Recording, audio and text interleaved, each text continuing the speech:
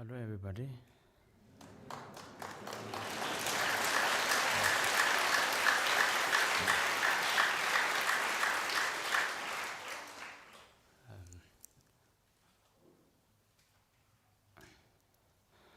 I would like to first thank you all for kindly inviting me here and working so hard that to make this event possible. And I would like to even request you to forgive me if I look a bit nervous, because I am.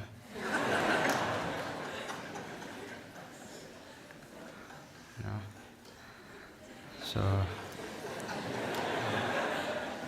So this time I would like to request you all if you can try to have some good motivation or good thoughts this time, because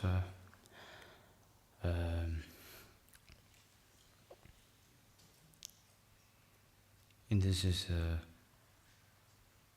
where,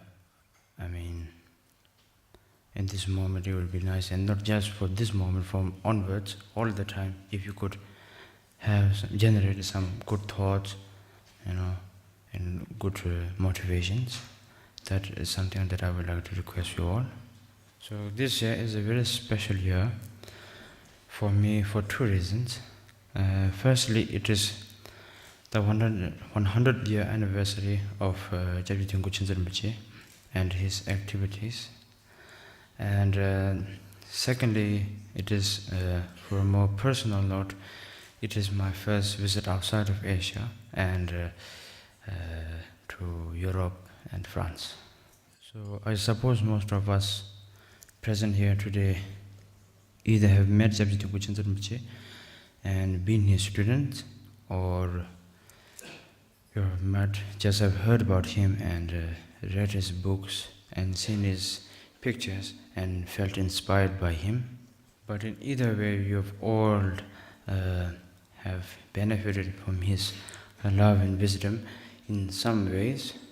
Supposedly, I was recognized as the reincarnation of Dilgo Khentse Yangshi, but I really have to clarify something, that I really don't have his outer qualities, let alone his inner qualities. And this is not something just to impress you or make this sound nice, So Dilgo Khentse Yangshi was like a generator, empowering the new generations of teachers, his heart sons, and he was like a power station or a source of their quality. Rinpoche had no interest in any kind of worldly concerns and pleasures.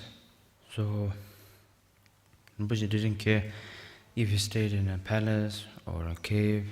He didn't care if he ate caviar or the cheapest food. He wouldn't have cared if he wore Calvin Klein jackets or a ripped cloth, Even Rinpoche didn't care if he was highly respected by people or if people didn't really respect him and that, So Rinpoche was free from all worldly concerns, whereas guys like myself will be more concerned about our own comfort and our own pleasurable life, So Rinpoche was like a living Buddha. So in a Tibetan saying, we usually have a Tibetan saying that if you want to know about the teacher, you should look at the student. So even though I never met Dilgo Khentse Yangshi, I've received teachings and advices and met his heart sons. I can imagine how extraordinary Rinpoche must have been.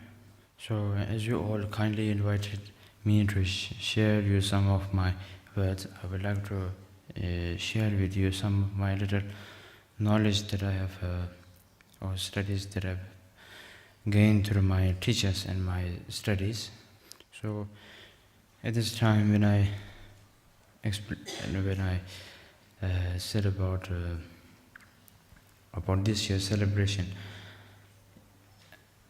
what we might all think that celebrating of Dilgo Khentse Rinpoche might be, I'm not saying we are all thinking like this, but we might think that we are just celebrating for his, how famous he was and how, I don't know what kind of things he did in life, or how gigantic he was, But what we are really celebrating at this time is that what he had in his mind, such an unexplainable loving compassion, generosity to everyone, no matter whoever was like rich or poor or anybody, And through this, what he had accomplished in his life, fulfilling everybody's wishes and that. So that's why we are celebrating in that case. I would like to share you some of my knowledge upon about the lineage of good heart. So, if I may explain what does the lineage mean, this lineage is meaning about of Buddha, his wisdom and compassion. Through that, bestowing those two qualities into his student, and then through their student and through their student until now. So this is like a lineage of good heart, if I explain about good heart. So it is the Buddha's wisdom and compassion. It simply means that. And what really, how should I say, gives in our mind is that it gives like a wake-up call to our mind that we should always have a good heart, no matter whenever or whatever time. So that is the little explanation about the lineage, good heart. So the Buddhist teachings is still with us today due to unbroken lineage of masters and disciples that we can trace up to Buddha himself.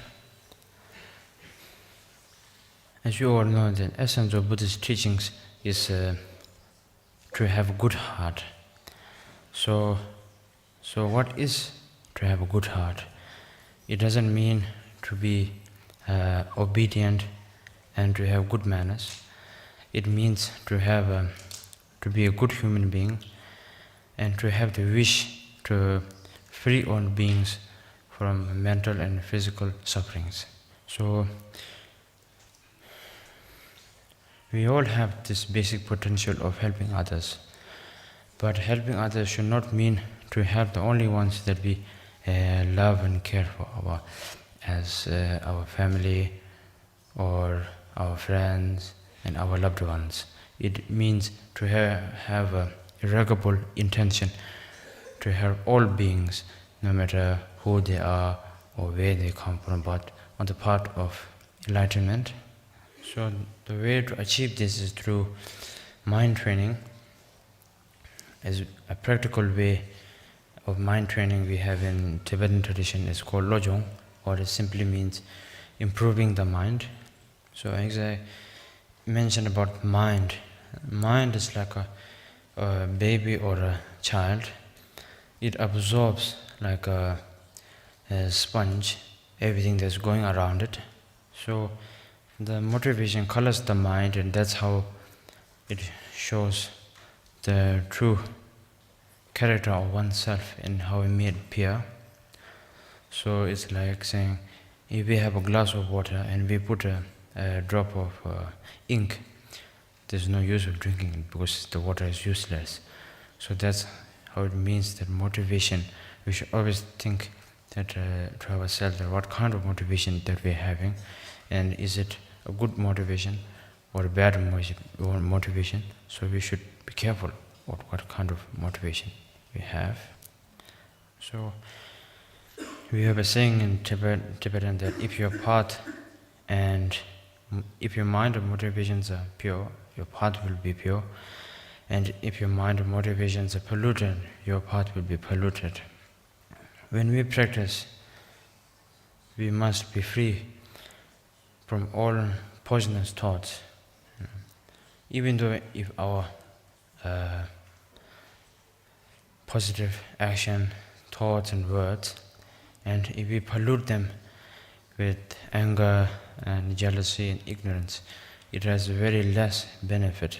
It's like walking on a tightrope with high heels. All the living beings throughout the universe, starting from a tiniest insect to a gigantic fish or a mammal, we all want to be happy and not to suffer. But that happiness that we are looking for is to have positive thoughts, and even through positive thoughts, being positive to others, positive actions, But we don't see that, and we try to avoid suffering and think that we are getting happiness, but in that case, at the end, we are just plunging ourselves into suffering. So what we must do in order to help those beings, until our mind is limited by ignorance, we might all just think to help is to give money and food and affection, but that will only give a limited, temporary happiness. So to give them the real happiness is to put the Dharma into our daily practice, so that we could free them from suffering. In this human body, the king or the ruler is the mind, because whatever we do, physical or mental, the mind controls it. Even what kind of thoughts we have, like aggressive or gentle or cunning or determined, our mind is like a pilot directing to our body. In this world, the most strongest and destructive weapon, it is the mind, and the most powerful and bloodthirsty dictator is the mind. So the only way to combat with that kind of negativity, we should practice the bodhicitta. And that simply means cultivating a good heart. There are two levels of bodhicitta.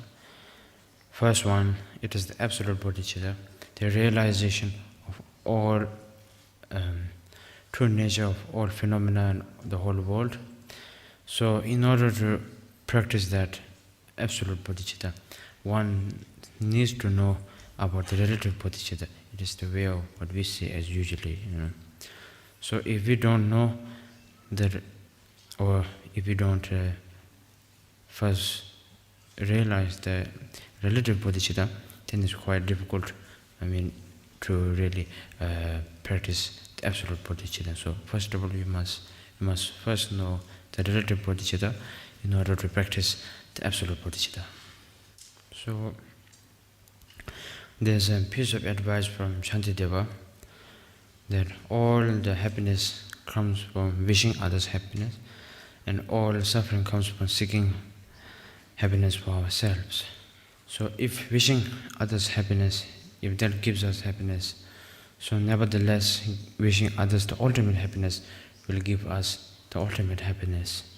So in that case, if we think like that, so we might question ourselves, saying, what is this ultimate happiness? The ultimate happiness is to free from samsara. So in order to free all beings from the ocean of samsara,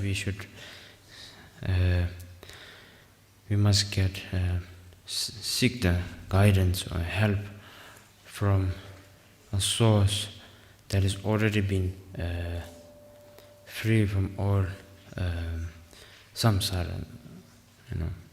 So in whom should we take guidance or refuge is three jewels. So the three jewels are the Buddha and the Dharma and the Sangha.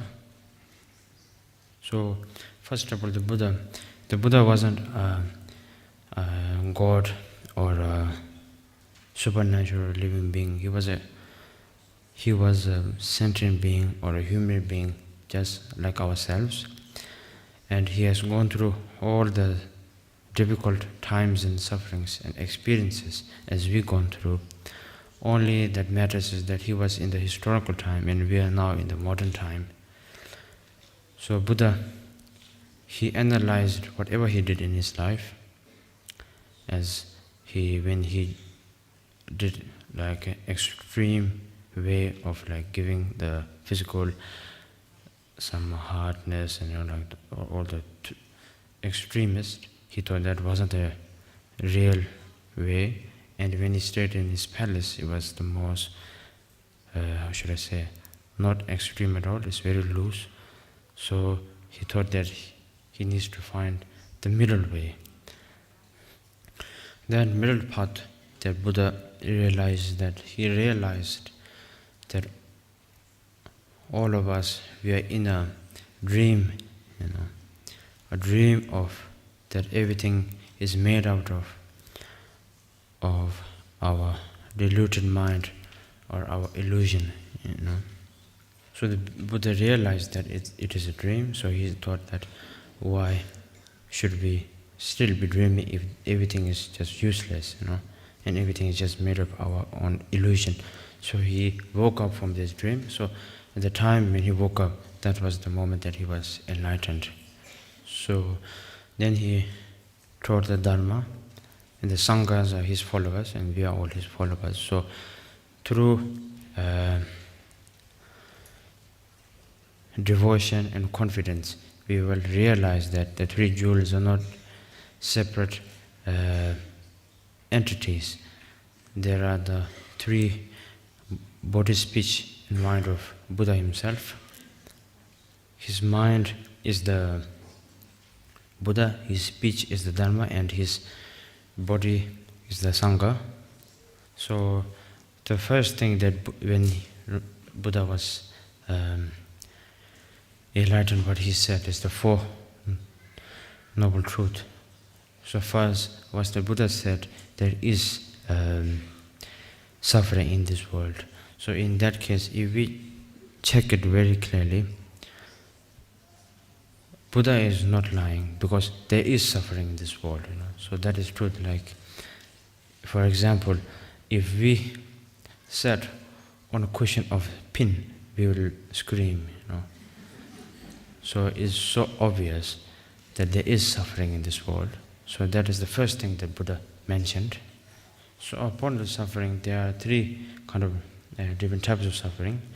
First of all, it's the suffering on suffering. Secondly, it is the changeable suffering. And thirdly, is not knowing that you're suffering. So first of all, what does it mean of suffering upon suffering? It's like saying, if somebody has lost his job, and on top of that he loses all of his family, that is like that is the suffering upon suffering. Because first suffering is that you lose your job, and the second suffering is that you lose your family. So suffering upon suffering, that is the first one. So the second one, the changeable suffering, is that at the moment that, like in a place where you're very, very cold, a very cold altitude, that we want to be warm, and we wear like a jacket or something, that at the moment that we wear the jacket, it feels very good because it gives warmth to our body. But slowly, time by time, when our body gets hotter and hotter, we feel much more, we are sweating, so we don't want this hot, so we want to take off the jacket. So in one moment that we are all happy because we are not cold, in one moment that we are too hot, that we want to have coldness. So that's why in one moment that we change, so the suffering changes at every moment. And that is the second one, changeable suffering. So the third one, not knowing that you're suffering, it is like if somebody has like a very strong disease like cancer or HIV, and that person doesn't realize that he has such a disastrous disease, but in one day that disease will arise and will cause death. So in that case, what it means is that you're still not realizing that you're in suffering. That is the third one. So that is the first thing that Buddha said, and the second one he said there is a way of stopping the suffering. So if we ask anybody a choice that if you want to increase your suffering, or if you want to know the source of that suffering and try to stop it, so we all definitely say, we want to know where this suffering comes from and how to stop it. So the Buddha mentioned, the next thing he mentioned is there is a way of the second one he said is the cause of suffering. So the third one that Buddha said is the way of stopping the suffering. So that is through knowing the source of the suffering and trying to stop that through practice and meditation and diligence. So the last one that Buddha said is the path to liberation or enlightenment, the last step that freeing from the ocean of samsara and through suffering. That is the Four Noble Truth. So friends and families and ordinary teachers won't help us to achieve liberation. So in order to be enlightened, we need the guidance of an authentic teacher. So we should not overestimate our capacities. When an authentic teacher has no hope or fear, he doesn't have worldly desires as we desire, he doesn't speak as we speak, he doesn't think as we think, and he doesn't do things as we do. So in that case, if we ever have a chance to meet or to get an authentic teacher, we should seek his guidance and receive his knowledge and practice it diligently. So how then do we start to generate a good heart or a compassion? So by looking at this fact, we should all realize that every living being in this entire universe has been our parents and our friends, or our loved ones who really cared and loved us as the ones that they do us that we have right now. So in that case, we should feel compassionate for them. But in this case, there's many methods of meditation to have compassion to others, but compassion should come from inside, not from the outside. That's what I mean. So in that case, we should put ourselves in the shoes of people who have felt so compassionate and have the urging feeling to help, but can't help. It's like saying, if you look at somebody who's going through a very, who's like nearly dying, who has a very strong kind of a disease. So if you want to help him, there is no cure. Even though if you want to help, there's no cure. So what you can only do is just to feel compassion for him. So in that case, we should put ourselves in the shoes like this. So in order to generate this compassion, first we should start through the people that we love, like our family, and our friends, and then slowly extend it to the people around you, and then like extend it to our classmates and that, and then to the people who are living in the place where you're staying, and then starting like bigger, like the whole world, everybody, and then at the last moment, your enemies, the people that you don't like. So through that, if we could generate this, and so if we ever have a moment that we feel compassion, we should not just leave it like that. We should keep it, and we should try to increase it, and not just feeling compassion, but even translating that to our action, so we can really do it as we think, But we must never forget about impermanence in daily life. That sometimes when we have to do a practice or anything like a meditation or anything, we should not think that we will do it later or next time or next year, because no one can predict death or stop death or annoy death, So we don't know when will death come. So, but we should not think, not be sad or disappointed and be like, how should I say, scared of death, What should we do is we should do our daily practice at any moment, at any time, to use this moment, because there's a small saying that the past is a history, the future is a mystery, and now is a gift. So that's why we should use this time, and why bother thinking about the past or future, So we should use as this moment very special, and we should try to keep it on like this, Impermanence is that even if I give an example of my own self, like when I was first born, you can't really tell that if I was alive or dead, because there's this little thing that can't speak or move, I mean move, yes, but and then through time by time, I become a toddler who could walk a little bit and fall down and walk, and then through time became a child, and then I became now a teenager. So thanks to impermanence, that things change through time by time. So that is one example.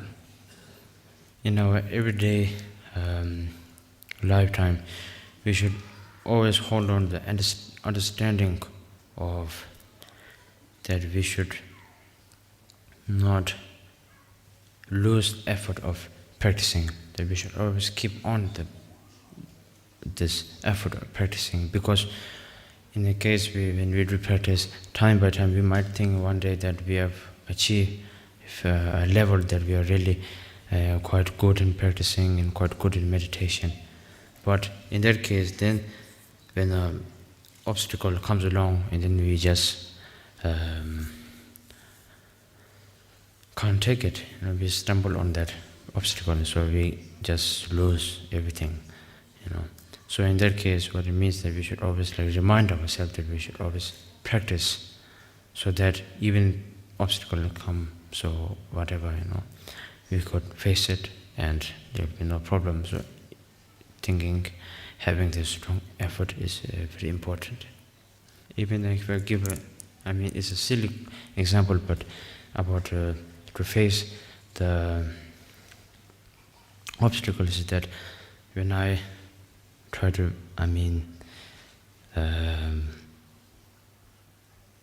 to be ready or to practice, that one day I might have to, teach others, and suddenly when I have this feeling that I can do this and I have the will to do this, and here today, for me to stand in front of all of you is a big challenge. I myself can't even take it, so So anyway, there is some personal things that I think it might be helpful for you, that even I'm trying to apply for myself. There are some points. I think there's 8 points. The first is try to stop having hypocrisy or two-face. And secondly is stopping to judge people. And thirdly is stopping to take advantage of people who are nice to you. And fourth is trying to stop having utilitive motives. And fifth is to stop having the thought that giving others something in a hope that will do something for you. And sixth is trying to stop of not giving others space and personality and paying in their personal lives. And gossiping. And the seventh is stopping to gossiping for gossiping. And I think these are the 8 points. So this is what I'm trying to apply to myself. So if you want to do, you can do, but if you don't want to do, you can just leave it. No problem. There are some prayers to cultivate a good heart, so I will say that. May the precious bodhicitta arise when there is a time. When there's not a time, may it not decrease but increase further and further. And as long as space remains, and as long as sentient being remains, may I too remain to display the sufferings of all the world. So that's it. So thank you for listening to my word.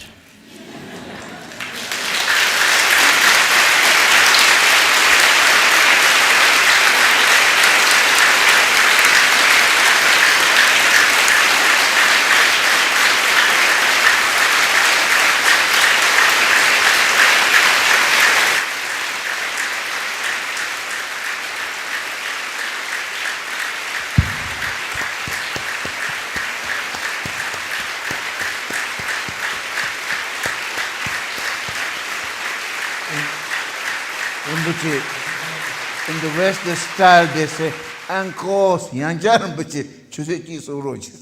I'm saying, Uncle, again, I will ask Rinpoche to speak for 1 more hour. Good to hear, Rinpoche. And that was wonderful.